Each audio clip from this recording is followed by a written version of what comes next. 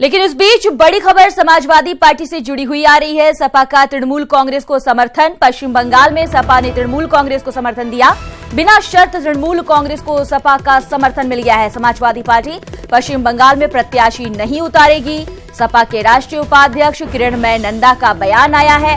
BJP को हराने के लिए तृणमूल कांग्रेस को समर्थन दिया गया है, ये कहना है नंदा का। ये बड़ी खबर आपको बता रहे हैं। एक बार फिर एक और बड़ा समीकरण बनता हुआ यहां नजर आ रहा है और इसकी जानकारी दी गई है। सपा के राष्ट्रीय उपाध्यक्ष किरणमय नंदा ने यह बयान दिया है। समाजवादी पार्टी पश्चिम बंगाल में प्रत्याशी नहीं उतारेगी और इस तरह से टीएमसी को सपोर्ट कर रही है समाजवादी पार्टी। सपा के राष्ट्रीय उपाध्यक्ष किरणमय नंदा का बयान आया है। बीजेपी को हराने के लिए टीएमसी को समर्थन दिया जा रहा है। बीजेपी को हराने के लिए तमाम दल एक साथ आ रहे हैं और किसी भी तरह से बस बीजेपी के विजय रथ को रोकने की कोशिश की जा रही है और इसी के तहत ये समर्थन दिया गया है। पश्चिम बंगाल में सपा ने टीएमसी को अपना समर्थन दे दिया है। बिना शर्त तृणमूल कांग्रेस को समाजवादी पार्टी का समर्थन मिल गया है। अब आने वाले वक्त में जब चुनाव है तब एक और बड़ा समीकरण बनता हुआ नजर आएगा। जिस तरह से टीएमसी की राह को आसान बनाने के लिए समाजवादी पार्टी ने ये पहल की है, बिना किसी शर्त के अपना समर्थन दे दिया है। समाजवादी पार्टी के राष्ट्रीय उपाध्यक्ष किरणमय नंदा जी हमारे साथ इस वक्त फोन लाइन पर जुड़ गए हैं।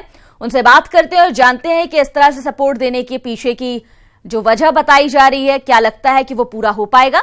किरणमय नंदा जी, आपका बहुत बहुत स्वागत है न्यूज 18 में। टीएमसी को सपोर्ट दे रहे हैं और कहा यह जा रहा है आप लोगों की ओर से कि बीजेपी को रोकने के लिए, उसके विजय रथ को रोकने के लिए यह प्रयास किया जा रहा है। लगता है कि इसका असर होगा? इस बार बीजेपी का विजय रथ पूरा रुक जाएगा। अखिलेश जी मायावती जी का जो गठबंधन हुआ उत्तर प्रदेश में, वही बीजेपी रुक जाएंगे। उत्तर प्रदेश, बिहार, पश्चिम बंगाल, ये तीनों जगह में बीजेपी साफ हो जाएंगे। बंगाल में ममता जी स्लोगन दिया 42 से 42, हम लोग ममता जी का पूरा समर्थन दे दिया। जो बंगाल में हम लोग चाहते हैं बीजेपी को एक सीट नहीं मिले, इसलिए समाजवादी पार्टी अखिलेश जी का निर्देश पर हम लोग बीजेपी को समर्थन दे, ममता जी को समर्थन दे दिया बीजेपी को हराने के लिए। हम लोग का विश्वास है 2019 में दूसरी बार भाजपा का सरकार नहीं बनेंगे और नया प्रधानमंत्री का जो स्लोगन अखिलेश जी दिया, देश में नया प्रधानमंत्री आएंगे, भाजपा दूसरी बार सत्ता में नहीं आएंगे। तो क्या ऐसे में बिना शर्त के जो ये समर्थन दिया जा रहा है समाजवादी पार्टी की ओर से, इसके बदले में टीएमसी भी किसी तरह से कोई सपोर्ट कर रही है समाजवादी पार्टी को? देखिए, हम लोग का एक ही लक्ष्य है 2019 में बीजेपी को हटाना, 2019 में दूसरी बार नरेंद्र मोदी को प्राइम मिनिस्टर नहीं बनाना। तो इसलिए हम लोग बंगाल में ममता जी को हम लोग समर्थन दे दिया कि ममता जी यहाँ बहुत मजबूत है और ममता जी स्लोगन दिया 42 सीटें पर तो भाजपा को हराएंगे। इसीलिए समाजवादी पार्टी पूरी तरफ से ममता जी को समर्थन दे दिया। लेकिन सवाल ये उठ रहा है और सवाल ये किया भी जाएगा कि आखिर ये कैसे मुमकिन होगा। समाजवादी पार्टी का पश्चिम बंगाल में जनाधार बिल्कुल नहीं है, उत्तर प्रदेश में टीएमसी का जनाधार 0 है। कैसे मुमकिन होगा? विजय रथ रोकने में क्या किया जाएगा? जनाधार है कि नहीं, वो जो है वो जब विधानसभा चुनाव होगा तो हम लोग दिखाएंगे हम लोग का जनाधार है कि नहीं। ये जो चुनाव है लोकसभा का चुनाव है और एक ही लक्ष्य है, लोकसभा में भाजपा को हम लोग नहीं जीतने देंगे। समाजवादी पार्टी यहाँ खड़ा हो जाएंगे तो भाजपा का सुविधा हो जाएगा, वोट बंटवारा हो जाएगा, धर्मनिरपेक्ष वोट, इसमें भाजपा को सुविधा हो जाएगा। हम लोग भाजपा को सुविधा नहीं होने देते हैं, इसीलिए हम लोग ममता जी को समर्थन दे दिया। बहुत जगह में हम लोग नहीं लड़ाई किया इस बार। इस लक्ष्य है अखिलेश जी जो स्लोगन जो दिया हम लोग का पार्टी का राष्ट्रीय अध्यक्ष कि हम लोग नया प्रधानमंत्री चाहिए, नरेंद्र मोदी को हराएंगे, ये लक्ष्य को हम लोग सामने रख के हम लोग का यही लक्ष्य जो भाजपा का हराने के लिए हम लोग जहाँ जो मजबूत है उसको हम लोग समर्थन देते हैं।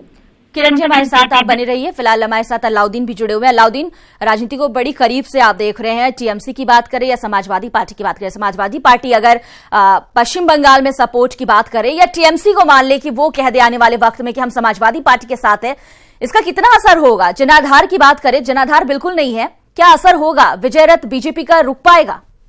देखिए, सियासत में कई बार सिंबॉलिक मैसेज लेकर के चलना बेहद जरूरी होता है और खास तौर से पश्चिम बंगाल की मुख्यमंत्री ने जिस तरह से अपोजिशन के लीडरान को एक मंच पर लेकर के आई थी और पूरे देश में एक मैसेज देने की उन्होंने कोशिश की थी कि बीजेपी को अगर रोकने का दम और किसी में अगर साहस है तो वो जो है ममता बनर्जी के अंदर है।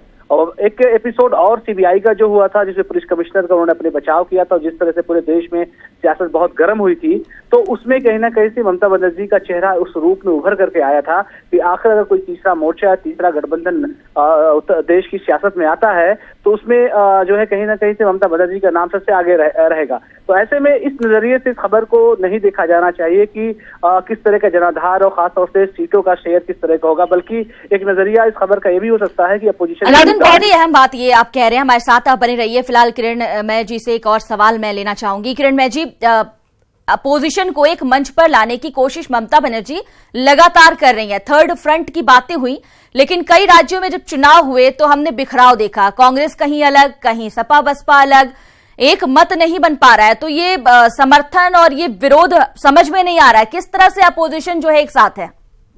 देखिए 1996 में जो यूनाइटेड फ्रंट तैयार हुआ था, तो चुनाव के बाद ही तैयार हुआ था। इस बार भी जो फ्रंट तैयार होगा चुनाव का बाद भी तैयार होगा। क्यों? एक एक स्टेट में एक एक क्षेत्रीय दल बहुत मजबूत है। उत्तर प्रदेश में सबसे बड़ा मजबूत दल समाजवादी पार्टी, बहुजन समाज पार्टी। बंगाल में सबसे बड़ा मजबूत दल तृणमूल कांग्रेस। ऐसा एक स्टेट पे एक एक क्षेत्रीय दल बहुत बहुत मजबूत है। और चुनाव का बाद हम लोग एक साथ में मिलके हम लोग को लीडर हम लोग चुन लेंगे, इसमें कोई प्रॉब्लम नहीं होगा। हम लोग भाजपा का खिलाफ सरकार बनाएंगे। किरण जी, यानी कि ये मैसेज देने की कोशिश हो रही है आप लोगों की ओर से कि अब हम साथ साथ हैं। हाँ, अब फिर रिपीट कीजिए।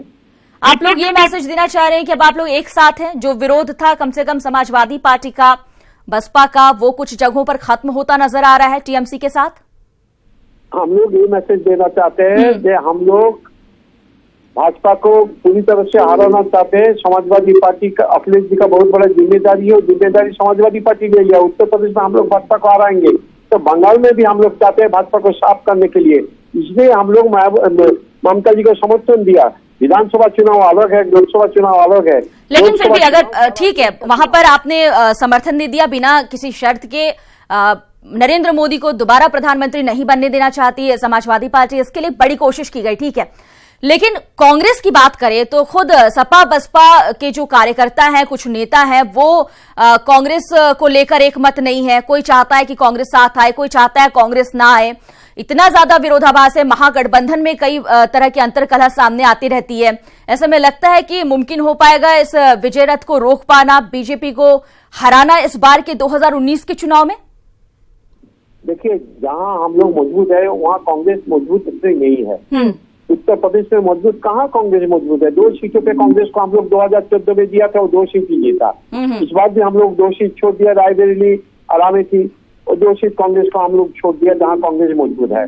तो जहाँ कांग्रेस मजबूत 2 सीट पे, वो 2 सीट हम लोग छोड़ दिया। तो भाजपा को तो हराना चाहिए ना। जहाँ सपा बसपा जहाँ मजबूत है उत्तर प्रदेश में, तो सपा बसपा मिल के हम लोग हटाएंगे। 2 सीट कांग्रेस को दे दिया, आरएलडी को 3 सीट दे दिया। आरएलडी संतुष्ट है। इस बार कांग्रेस क्या करेगा, कांग्रेस को निर्णय लेना पड़ेगा। हम लोग पूरी तरफ से भाजपा को कैसे हम लोग रोक देंगे। 2019 में दूसरी बार भाजपा नहीं सरकार बनेंगे, ये हम लोग का निर्णय है, ये हम लोग का चिंता का विषय है। बहुत बहुत शुक्रिया हमसे बात करने के लिए आपका, किरण मैनंदा जी।